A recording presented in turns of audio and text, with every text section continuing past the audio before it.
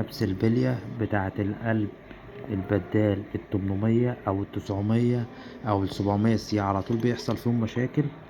غيرنا البلية، جبنا بلية هندي في اللي هي ديت كويسة برضو، في الصيني بتاعتها عاملة دي تقريبا البلية دي عاملة 65 جنيه، وفي بلية اللي هي الأوريجينال الأمريكي عاملة 200 جنيه البلية الواحدة. فاحنا محتاجين بليتين عشان كان بيطقطق، شايفين؟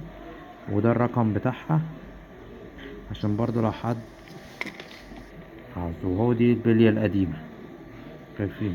وده الرقم بتاعها برضو، شايفين؟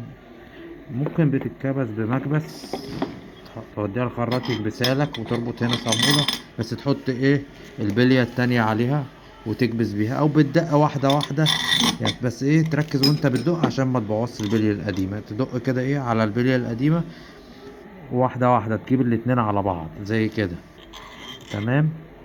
ممكن بالمكبس ماشي، او ممكن كده ماشي، بس احنا طلعناها باعجوبة البلية دي، عشان تطلعها من المكان ده وديتها لحد سمكري طلعها لي. اهو منظر البليتين بعد ما اتكبسوا.